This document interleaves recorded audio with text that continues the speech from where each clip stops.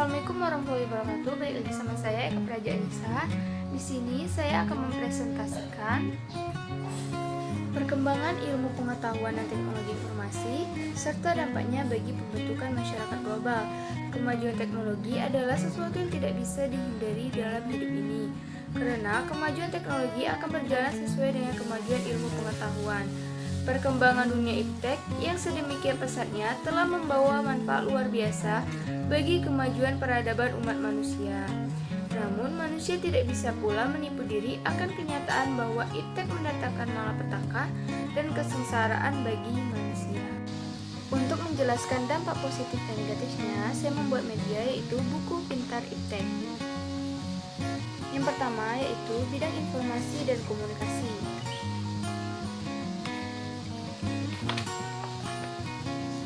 Dampak positifnya yaitu lebih cepat mendapatkan informasi-informasi yang akurat dan terbaru di bumi, dapat berkomunikasi dengan teman maupun keluarga yang sangat jauh melalui handphone, dan juga kita dapat layanan bank yang dengan sangat mudah dan lain-lain.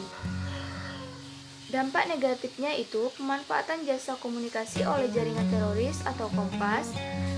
Kedua, penggunaan informasi tertentu dan situs tertentu yang terdapat di internet yang bisa disalahgunakan pihak tertentu.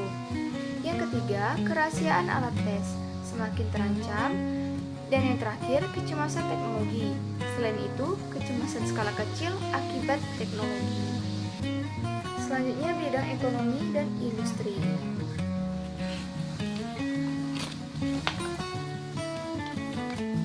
Pertama, pertumbuhan ekonomi semakin tinggi, terjadinya industrialisasi, dan produktivitas dunia semakin meningkat. Persaingan dalam dunia kerja sehingga menuntut pekerja untuk selalu menambah skill dan pengetahuan yang dimiliki. Yang terakhir, di bidang ekonomi dan kedokteran, mampu menjadikan produk kedokteran menjadi komoditi.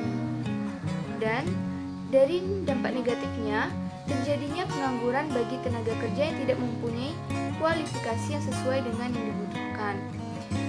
Sifat konsumtif sebagai akibat kompetisi yang ketat pada era globalisasi akan juga melahirkan generasi yang secara moral mengalami kemerosotan. Selanjutnya, bidang sosial dan budaya. Dampak positifnya, perbedaan kepribadian pria dan wanita. Perubahan perilaku ke arah perilaku yang sebelumnya merupakan pekerjaan pria semakin menonjol. Yang kedua, meningkatkan rasa percaya diri, di mana rasa percaya diri dan ketahanan diri sebagai suatu bangsa. Yang terakhir, tekanan kompetisi yang tajam di berbagai aspek kehidupan sebagai konsekuensi globalisasi. Dampak negatifnya yaitu kemerosotan moral di kalangan warga masyarakat, khususnya remaja dan pelajar. Yang kedua, kenakalan dan tindak penyimpangan di kalangan masyarakat remaja semakin meningkat, semakin lemahnya kewibawaan tradisi yang ada di masyarakat. Yang terakhir, pola interaksi antar manusia yang berubah seperti internet, email, dan lain-lain. Selanjutnya, di bidang pendidikan.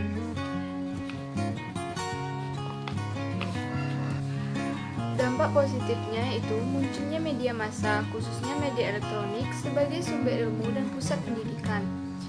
Yang kedua, munculnya metode-metode pembelajaran yang baru yang memudahkan siswa dan guru dalam proses pembelajaran.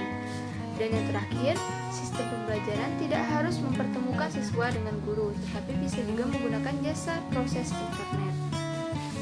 Dampak negatifnya yaitu kerahasiaan tes alat tes semakin terancam. Program tes inteligensi seperti tes Raven, differential aptitudes, tes dapat diakses melalui compact disk. Yang terakhir, penyalahgunaan pengetahuan bagi orang-orang untuk melakukan tindak kriminal. Selanjutnya, bidang politik. Itu mendorongnya kelas menengah untuk melakukan keterampilan secara gaya hidup mereka sudah tidak banyak berbeda dengan kelas menengah. Proses regenerasi kepemimpinan berdampak dalam gaya substansi politik yang diterapkan di bidang politik internasional, di mana tumbuh kembangnya regionalisme. Sekian presentasi dari saya, kurang dan lebih saya mohon maaf. Wassalamualaikum warahmatullahi wabarakatuh.